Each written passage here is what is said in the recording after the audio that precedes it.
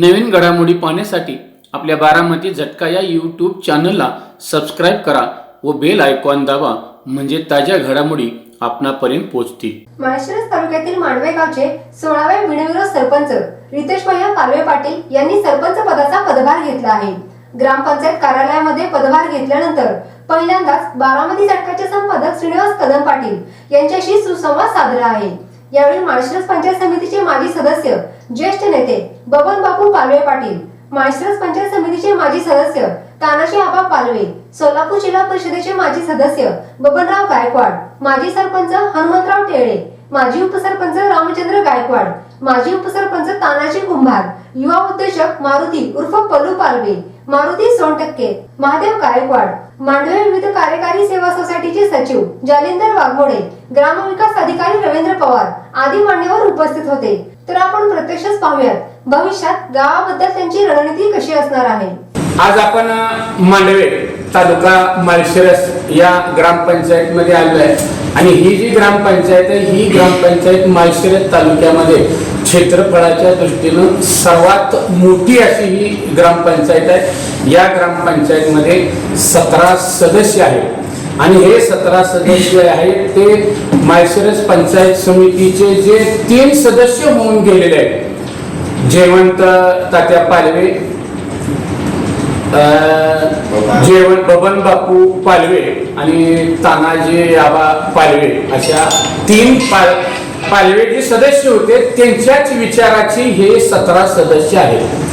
आणि गेल्या टर्म पासून या निवडणुकीमध्ये मांडवे ग्रामपंचायतमध्ये एक चांगला पायंडा पडलेला आहे की कोणत्या पक्षाचे गटाचे न राहता त्यांनी या गावामध्ये बिनविरोध सरपंचाची प्रथा पाडलेली आहे. आता 16वे सरपंच म्हणून रितेश भैया बबनराव पालवे यांची निवड झाली. आपण त्यांच्याकडून जाणून घेऊया की या गावासाठी नेमकं काय करतात. नमस्ते. नमस्कार.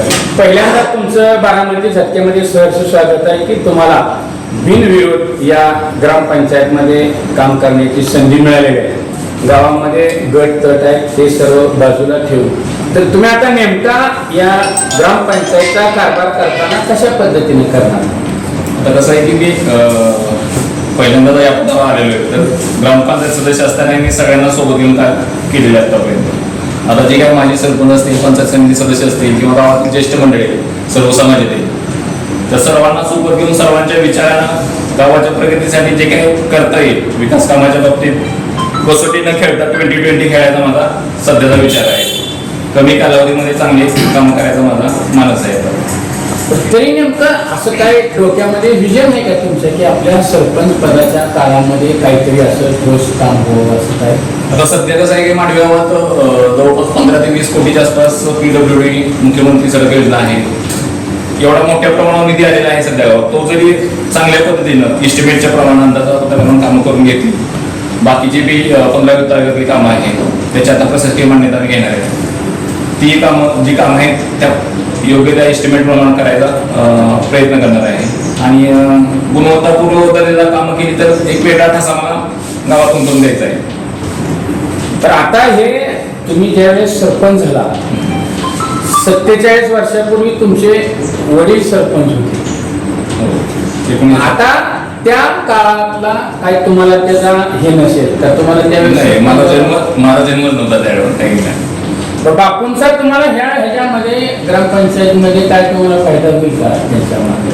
नाही, नक्कीच माझी आतापर्यंतची वाटचाल आहे की त्यांच्या बापू असतील, ताते असतील, जे ज्येष्ठ मंडळी आहेत त्यांच्या मार्गदर्शनाखालीच आतापर्यंत मी सगळ्या गोष्टी केलेल्या आहेत. उगाच चुकीचं कुठलं पाऊल आतापर्यंत सगळ्यांना सोबत घेतले, त्यांच्या मार्गदर्शनाखाली घेतलेलं आहे. आवाज इथं असलेल्या काही गोष्टी आमच्या नवीन असेल तर त्यांनाही काही गोष्टी आम्ही विचारून केलेल्या आहेत आतापर्यंत. म्हणजे बापू असतील, आबा असतील, ताते असतील यांचं मार्गदर्शन घेऊन तुम्ही भविष्यामध्ये तुम्ही आता ह्या ग्रामपंचायतच्या व्यतिरिक्त तुमच्याकडे कुठली दुसरी राजकीय पद वगैरे काय. नाही, सध्या तरी राजकीय पद घेतलं होतं मध्यंतरी, पण आता सध्या तरी काही राजकीय पद नाही. आता हे सरपंच फक्त एवढं सरपंच पद घ्यायचं एवढं. म्हणजे गावचा विकास हा ध्यास फक्त तुमचा का. सध्या गावचा विकास येत आहे ध्यास. आपण पाहिलं की हे नवनिर्वाचित सरपंच आहेत आणि सरपंचांच्या मनामध्ये की हे जी काही विकास कामं आहे ती गावामध्ये करून चांगल्या पद्धतीने करायचा असा आदर्श आहे. तर आता हे गावामध्ये ग्रामपंचायतचं गट आहे त्याच्यात काय तुम्ही सर्वांना सामावून घेणार कसं आहे? नाही, सध्या तरी सगळ्यांना सोबत घेऊन जायचं माझं मानस आहे. पण आता कसं की भविष्यात राजकारणात वेळोवेळी आज जे शब्द दिलेले असतात ते उद्या बदलतात, त्या गोष्टी होतात. पण माझ्या बाबतीत तसं काय झालं नाही. मला शब्द दिलेला होता त्या पद्धतीने सगळ्यांनी पाळलेला आहे शब्द.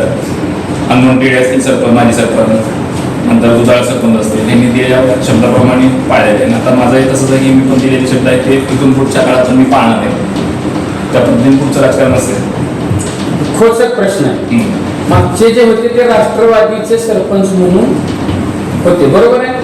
पहिले भाजपमध्ये होते, परत राष्ट्रवादीमध्ये गेले मागच्या.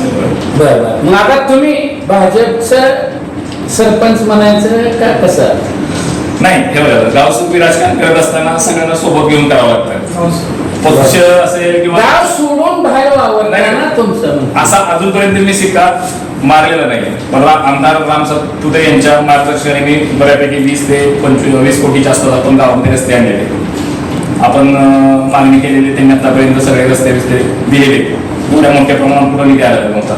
वेळ पडली तरी मी आपले जे खासदार आहेत त्यांच्याकडे जायची वेळ आली माझ्याकडे. तर विकास कामासाठी गावासाठी चांगलं होत असेल तर 100% मी सगळीकडे जाणार आहे. पक्ष पार्टी न बघता इथून पुढचं मी मला जे काही क्रम असेल त्याच्यामध्ये काम करायचा माझा प्रयत्न असेल.